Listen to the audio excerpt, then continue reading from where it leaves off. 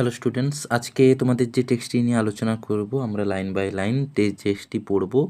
সেই টেক্সটটির নাম হলো মাই স্কুল ডেজ, লেসন 5-এর এই টেক্সটটি। তাহলে আমরা টেক্সটটি শুরু করি। টেক্সটটির প্রথমে কি বলছে? টেক্সটটির প্রথমে বলছে, ওয়ান মর্নিং, একদিন সকাল, I went to Ballygunge government high school. মানে একদিন সকালে আমি কোথায় গেলাম? একদিন সকালে আমি গিয়েছিলাম বালিগঞ্জ গভর্নমেন্ট হাই স্কুলে উইথ মাই মেটার্নাল আঙ্কেল। কার সঙ্গে? মেটার্নাল আঙ্কেল মানে হচ্ছে মামা, মামার সঙ্গে। দ্য ক্লাস টিচার, যে শ্রেণী শিক্ষক মহাশয় ছিলেন, গেভ মি, আমাকে দিলেন কি, এ ফিউ কোশ্চেন্স, কিছুগুলো প্রশ্ন, টু অ্যান্সার, উত্তর করে দেওয়ার জন্য, and also a few sums to solve, কিছুগুলো অঙ্ক কি করার জন্য? সমাধান করার জন্য। আই রোড দ্য অ্যান্সার, আমি উত্তরগুলো লিখে দিলাম। সলভ দ্য সামস, অঙ্কগুলিও করে ফেললাম। And showed them to the teacher, এবং সেগুলি কাকে দিলাম? টু দ্য টিচার, শিক্ষক মহাশয়কে, সেই ক্লাস টিচারকে দিলাম। He went through the answer, তিনি উত্তরগুলি দেখলেন। অ্যান্ড নোডেড, এবং মাথা নাড়লেন। হিচ গেস্চার, মানে তার এই যে অঙ্গভঙ্গি, ইন্ডিকেট, এটাই বোঝাচ্ছিল দ্যাট, যে মাই অ্যান্সার ওয়্যার কারেক্ট, আমার যে উত্তরগুলি ছিল সেগুলো হচ্ছে সঠিক। অ্যান্ড দাস, এবং মানে তারপরে, মানে বা এইভাবে, I was admitted to the school, আমি কি করলাম? ওই স্কুলের মধ্যে অ্যাডমিট হলাম বা ভর্তি হয়ে গেলাম। Ballygunge government high school was on the eastern side of the, কি আছে, বেলতলা রোড পুলিশ স্টেশন। এই যে বেলতলা রোড পুলিশ স্টেশন বলে একটা জায়গা আছে, তার পূর্ব দিকে হলো Ballygunge government high school. Eastern side মানে হচ্ছে তার পূর্ব দিকে, বেলতলা পুলিশ স্টেশন রোডের পূর্ব দিকে, বেলতলা রোড পুলিশ স্টেশনের পূর্ব দিকে। The southern part of the school, এই যে সাউদার্ন পার্ট মানে স্কুলের যে দক্ষিণ অংশটি, ওয়াজ আওয়ার প্লেগ্রাউন্ড, আমাদের কি খেলার মাঠ ছিল। ইট ওয়াজ সারাউন্ডেড বাই এ লুফি ওয়াল, এটা উচ্চারণ হবে লুফি ওয়াল। তাহলে এই লুফি ওয়াল মানে হচ্ছে আবার প্লেগ্রাউন্ড, এই মানে এই যে খেলার মাঠটা সারাউন্ডেড মানে ঘেরা ছিল, কি দিয়ে? অনেকটা উঁচু প্রাচীর দিয়ে, পাঁচিল দিয়ে, প্রাচীর বা বিভিন্ন রকমের যে দেওয়াল, সেই দেওয়াল দিয়ে ঘেরা ছিল। হোয়েন সিন ফ্রম অ্যাবাভ, যদি আমরা উপর থেকে দেখি, the school looked like the English letter T, আমরা স্কুলের উপর থেকে যদি খুব উঁচু থেকে দেখা হয়, স্কুলটাকে আমরা কেমন দেখি? ইংলিশ লেটার টি এর মতো স্কুলটা দেখতে লাগবে। The vertical part of the T watch, মানে টি এর যে লম্বালম্বি ভাগটা, এই এই টি এর এই লম্বালম্বি ভাগটা কি ইন্ডিকেট করছে? Was the hall of the school, এইটা হলো আমাদের স্কুলের হল ঘর, বড় যে রুম। অ্যান্ড দ্য হরিজন্টাল, মানে এই যে উপরের যে অংশটা, horizontal part of the letter was formed by the rows of classrooms, মানে যে হরিজন্টাল পার্টটা, সেই পার্টটা কি? আমাদের ক্লাসরুম ছিল। নেক্সট কি বলছে? The annual prize distribution ceremony was held in this হল, প্রত্যেক বছর যে বার্ষিক পুরস্কার বা অ্যানুয়াল প্রাইজ দেওয়া হয়, সেটা কোথায় দেওয়া হয়? এই হলের মধ্যেই দেওয়া হয়।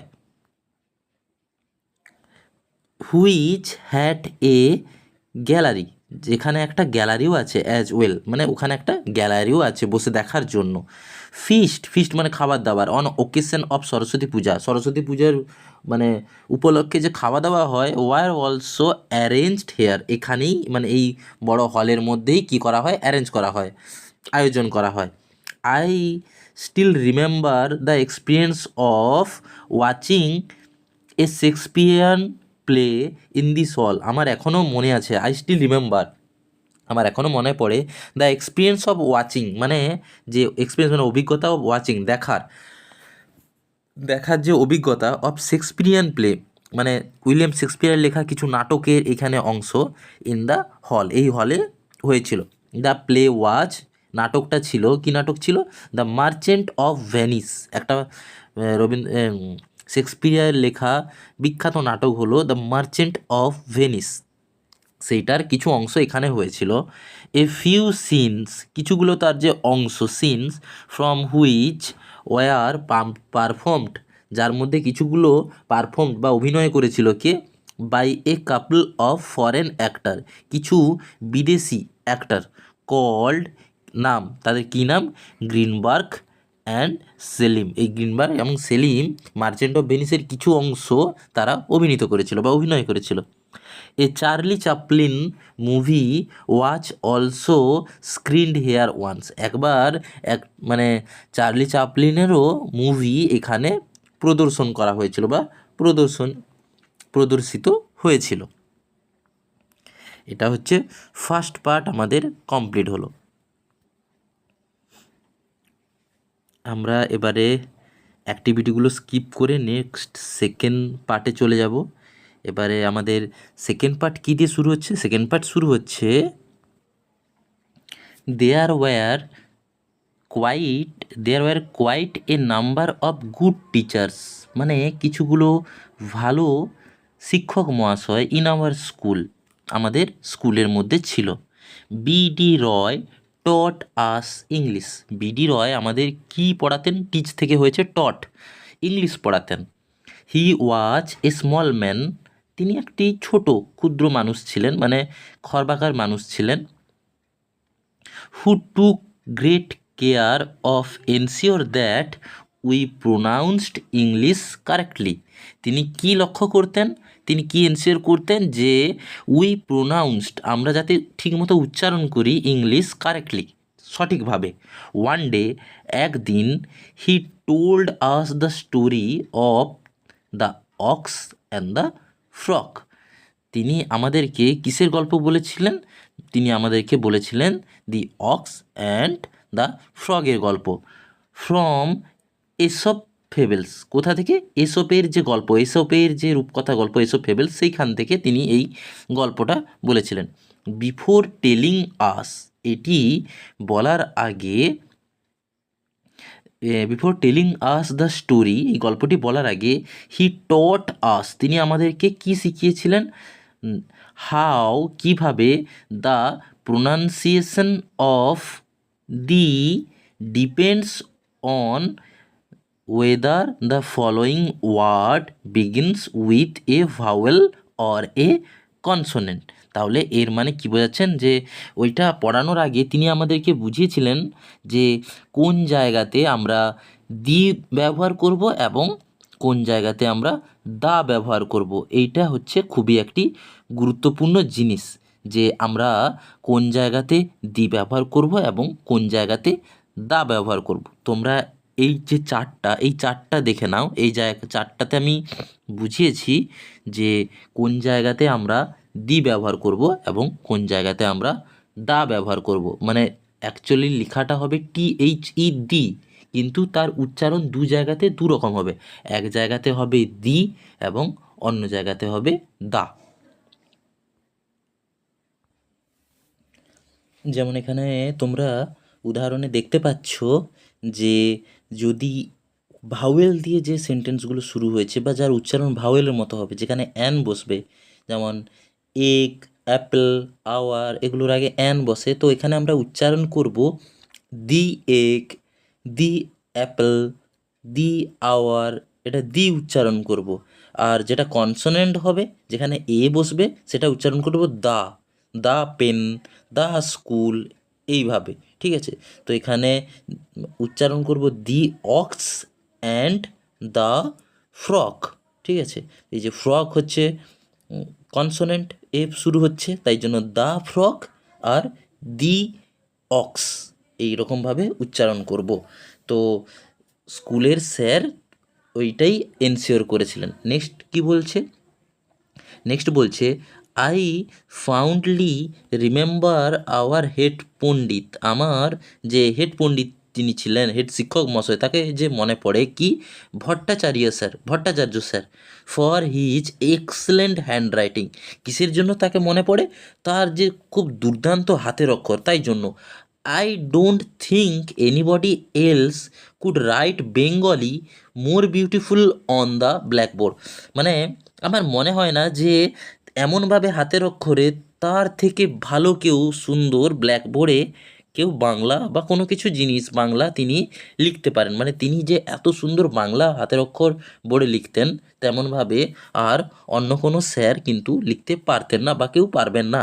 তাই জন্য আমাকে ভট্টাচার্য স্যারেরকে এখনও মনে পড়ে বা স্যারের কথা আমার এখনও মনে আছে। নেক্সট বলছে I was not very good at sports. আমি কিন্তু খেলাধুলোতে এত ভালো ছিলাম না, but I could draw very well. কিন্তু আমি খুব ভালো ছবি আঁকতে পারতাম। ছবি আঁকা, ড্রয়িং থেকে ড্র। অ্যাজ এ রেজাল্ট, যার ফলস্বরূপ I became the favourite of our drawing teacher. মানে এর ফলস্বরূপ কী হয়েছিল, আমার যে ড্রয়িংয়ের শিক্ষক মহাশয় তার আমি খুবই ফেভারিট স্টুডেন্ট হয়েছিলাম। কি আছে, আশুবাবু হি ওয়াজ গিভেন, মানে ড্রয়িং টিচারটি হলেন Ashubabu. He was given the charge of decorating the hall for the annual prize distribution ceremony. তিনি কি করতেন, যে তিনি দায়িত্ব দিতেন, কিসের দায়িত্ব, ডেকোরেটিং, সাজানোর দায়িত্ব, অফ হল, ওই হলটাকে, for the annual prize distribution ceremony, যে বার্ষিক প্রতিযোগিতার যে পুরস্কার প্রতিযোগিতা যে দেওয়া হবে তার যে হলটা, সেই জন্য তিনি সাজানোর দায়িত্ব দিতেন। He also conducted an event, তিনি একটা অনুষ্ঠানও আয়োজন করতেন, কল্ড, নাম কি ছিল, মিউজিক ড্রয়িং, মানে সেই অনুষ্ঠানটার নাম ছিল music drawing. For this event, এই অনুষ্ঠানের জন্য there would be a blackboard, একটা ব্ল্যাকবোর্ড ছিল, অ্যান্ড কালার চক, এবং কিছু কালার চক ছিল, অন এ টেবিল, একটা টেবিলের উপরে। A student would sing a song, একটা ছাত্রকে কী করতে হতো, সিং এ সং, একটা গান গাইতে হতো। And another would draw a picture on the blackboard, এবং অন্যজনকে সেই গানের মানে থেকে ছবি আঁকতে হতো ব্ল্যাকবোর্ডে। Trying to capture the in lines and colour the essence of the songs, মানে ওই গানের প্রেক্ষাপটেই কী করতে হতো, যে তাকে ওই গান এবং গান থেকে মানে তাকে এমনভাবে চেষ্টা করতে হতো যে সেই গানটাকে ওই রং আর মানে লাইনের মধ্যে যেন তুলে ধরা হয়, যে ছবি আঁকছে ওই ছবির মধ্যে গানটিকে যেন ফুটিয়ে তোলা হয়। ইন দিস ওয়ে, এইভাবেই through many such happy and memorable episode, মানে অনেক আনন্দের বা সুখের আর মানে মেমোরেবল মানে হচ্ছে স্মরণীয় অধ্যায়, এপিসোড মানে অধ্যায়। I spend 6 years of my school life, আমি আমার 6 বছরের যে স্কুল জীবন, মানে ওই স্কুলে যে হাই স্কুলে যে 6 বছরের যে স্কুল জীবনটা এইভাবেই কাটিয়েছিলাম। নেক্সট লাইনে কি বলছে, নেক্সট লাইনে বলছে 10 ইয়ার্স আফটার, 10 বছর পরে, লিভিং স্কুল, মানে স্কুল ছাড়া 10 বছর পরে, আই ওয়েন্ট ব্যাক দেয়ার, আমি ওখানে একবার গিয়েছিলাম, জাস্ট ওয়ান্স, একবারই, probably to attend a reunion of x students, মানে যারা যে পুনর্মিলন যে সভা হয় সেই সভাতেই গিয়েছিলাম। কাদের জন্য, যে সমস্ত প্রাক্তন ছাত্রছাত্রীরা সেখানে গিয়েছিল তাদের মধ্যে আমিও গিয়েছিলাম।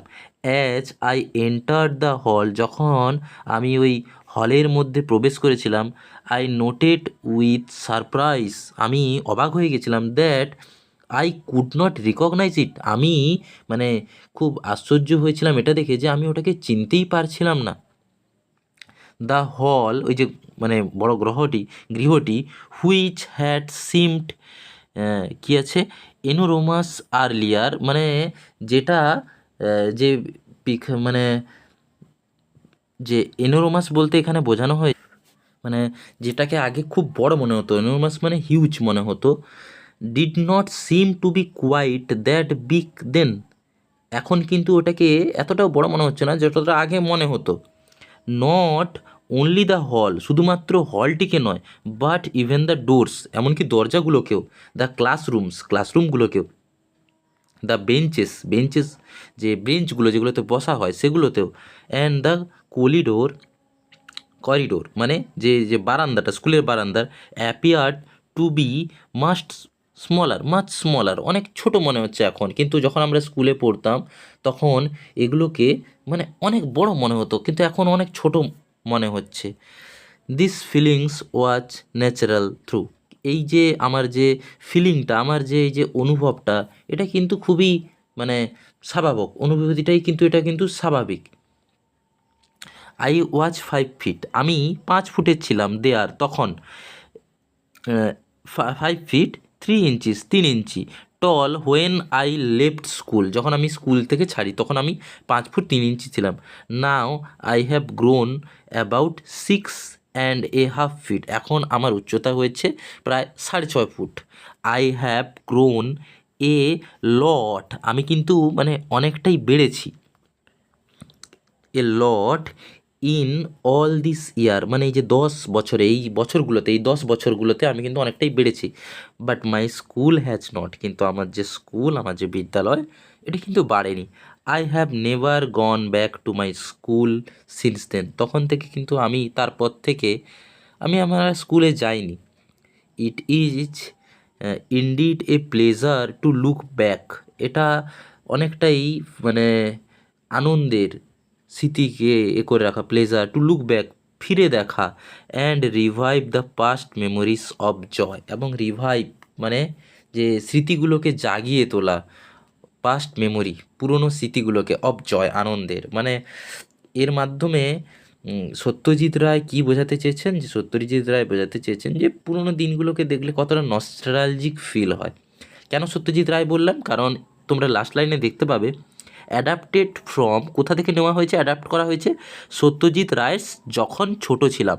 সত্যজিৎ রায়ের একটা বিখ্যাত লেখা আছে যখন ছোট ছিলাম, সেই লেখা থেকে এটাকে ইংলিশে অনুবাদ করা হয়েছে।